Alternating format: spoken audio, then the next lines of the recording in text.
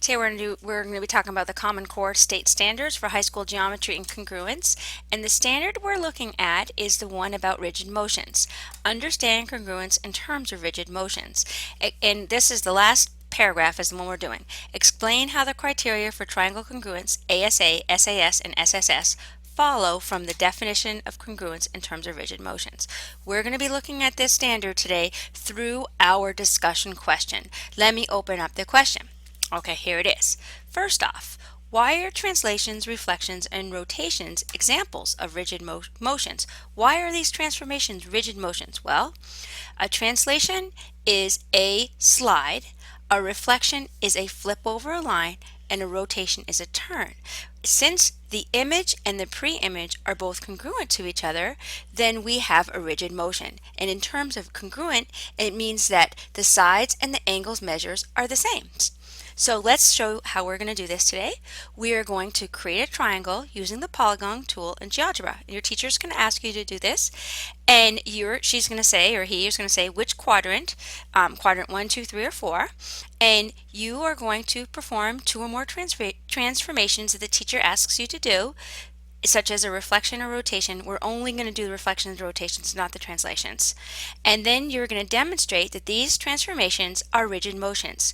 Using these, I'm calling them here the triangle congruence postulates. They're also called criteria for side, side, side, side, angle, side, angle, side, angle. Let me open up my GeoGebra and I'll be right back. Okay, the quadrants are, this XY axis is on a plane, and it's a way to just give a name to the different 4 sections of this XY axis. So this is the first quadrant. It's all positive X and positive Y's. Second quadrant, which would be negative X's and positive Y's, third quadrant, and the fourth quadrant. They're named in Roman numerals, always in this counterclockwise direction. So we're first going to show you how to do a reflection. We're going to use the polygon tool and create a triangle. Now I'm going to show you how to reflect it over the X and Y axis. You use this reflect about the line. Click on the center of your object and then click on the line you want to reflect over, and it'll reflect it. Now we're going to take it and reflect it over the X-axis. Now reflect it over the Y-axis, and we're going to reflect it onto itself. I'm going to try that again. And it reflected onto itself. That's why it's a darker color. And now let me show you, if you weren't going to just reflect it over the X and Y axes, how to do that. So I'm going to we're going to put up a polygon, and let's put a different line up. So I'm going to move this input bar so you can see it. Y equals X.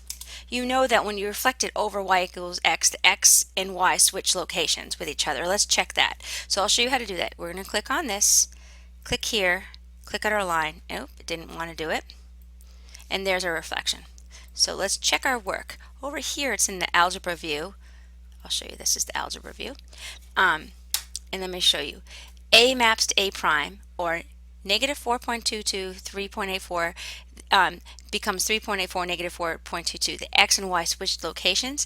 Also, when it's a reflection, A, B, C, these are the vertices, are now A, B, C and that's in a clockwise direction, and that's a counterclockwise direction because the orientation of the vertices have changed. But they still are congruent triangles, making them this a rigid motion. Now let me show you, let's talk about the rotation. So this time, let's try putting up a triangle in the fourth quadrant. We're going to rotate about the origin. That's going to be our center of rotation. We have to input the origin. We're going to go to the fourth one down. We go to the center of our object, click on this, and it's going to ask you how much. And I'm just going to do 45 degrees. Well, actually, let's try 60 degrees clockwise, just to show you can do something different. Well, let's go see what happened here. How would you know this was 65 degrees clockwise? Well, let me show you how, by finding the angle of rotation. I could choose any of these vertices, but I'm going to choose A because it's the closest, and draw a segment from A to D, the center of rotation, and D to A prime. We're going to check this angle.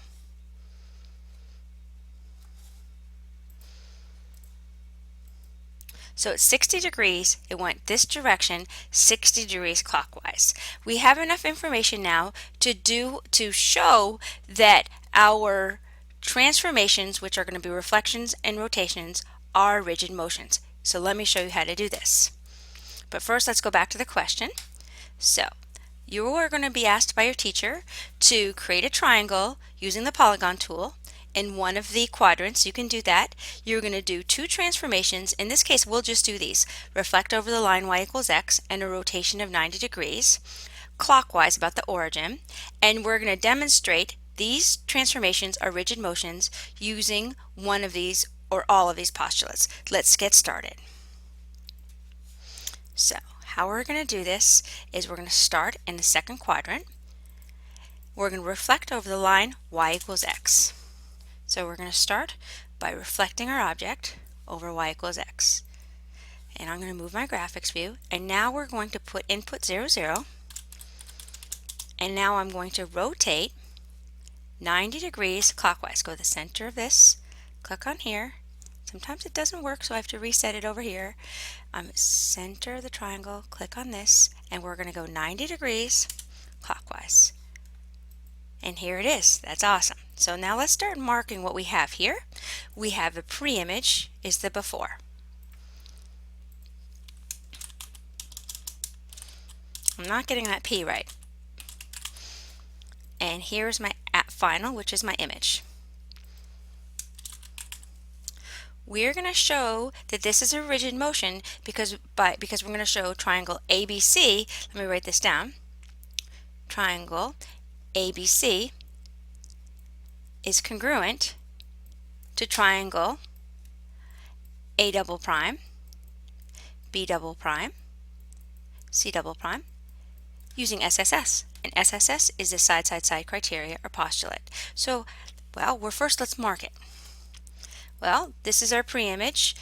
AC should be congruent to A double prime, C double prime. BC should be congruent to this side. And AB should be congruent to this side. Well, in order to show that they're congruent by side, side, side, we marked it really great. Now let's use the distance formula. GeoGebra has it here. They built it into their computer, so we're just going to click on the vertices to get to the distances of these sides.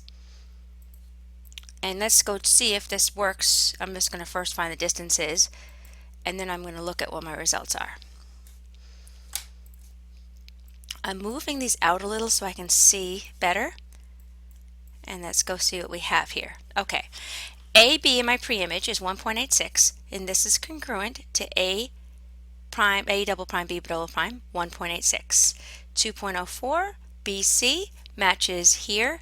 2.01 is BC. It's the distance. This matches 2.01, and similarly here, these are rigid motion because the pre-image and the image are congruent. Now, we're going to show the others, angle, side, angle, and side, angle, side. So, let's start with an image. We're just going to do a different transformation, and we're going to reflect it over the y-axis. Here it is. So now I want to show that the pre-image and the image are congruent by angle, side, angle. And I like to type in, which is the pre-image.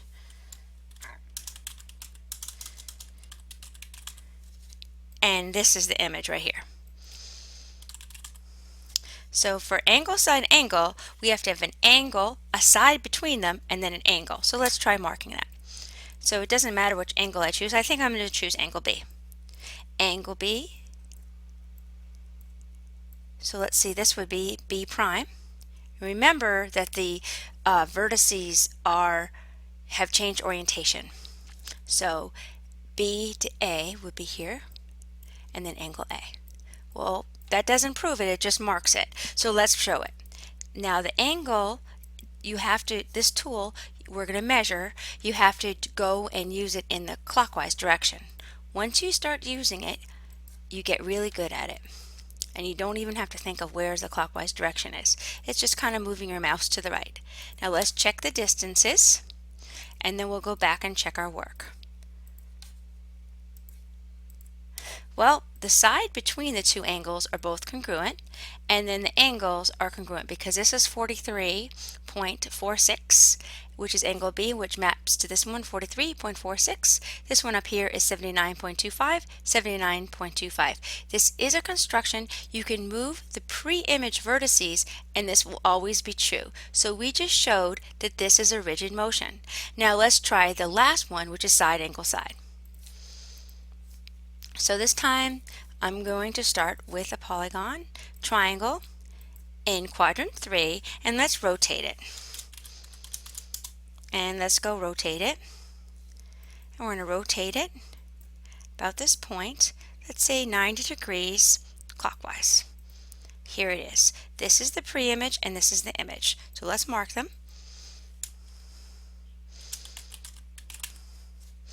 And this is our image. Let's move that down.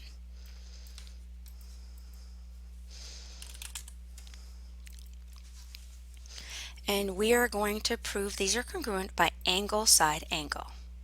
Actually, I think the last one was side, angle, side. We'll do side, angle, side. I forgot which one we were on right now, but we'll do side, angle, side. And so let's go show side, angle, side. So we're going to pick a side, an angle, and a side. And that is our image. So we have to map that to our pre-image. That would be side, angle, side. So in other words, let's just type this up. Triangle ABC is congruent to, there is actually a symbol for that, I'm sure, but I don't want to try finding it. Is congruent to A prime, B prime, C prime. And let's show how we're going to do this. Side, angle, side. Well, the sides are easy to find. Side and this side. I already marked it, so it's easier to look for these. And let's go check. A prime, C prime, both the pre-image and the image, both are 1.89. B prime, C prime, 2.63. The pre-image and the image are both congruent. Now let's check the angles. This angle is 63.46. And this angle is 63.46. So we showed that this rotation is a rigid motion because the image and the pre-image are both congruent to each other. We're going to look at one last term, which is called corresponding parts are congruent. Okay, now when we write down that these triangles are congruent, I'm going to actually use the pen to write it. Triangle ABC is congruent, and there's actually a way of writing this like this. It's a triangle A prime, B prime, C prime. Oh, I just messed up a little bit. That's okay. The corresponding angle. So we only have a side, an angle, and a side. Every triangle has 6 parts. There's 3 angles and 3 sides. The remaining parts are also congruent. So we can say that angle B is congruent to angle B prime. And notice that they're in the second location. In the second location, also angle A is congruent to angle A prime. And the remaining side, which is AB, is congruent to A prime, B prime. Okay, I hope you enjoyed this video. In conclusion, when a figure is transformed using rigid motion, either a translation, which we didn't do in this video, but a reflection or rotation, then the pre-image and the image are congruent to one another. This means that all the sides and angles have the same measure, and we have shown this using the angle side angle, the side angle side, and the side side side postulates or criteria. Thank you, and I hope you enjoyed this video.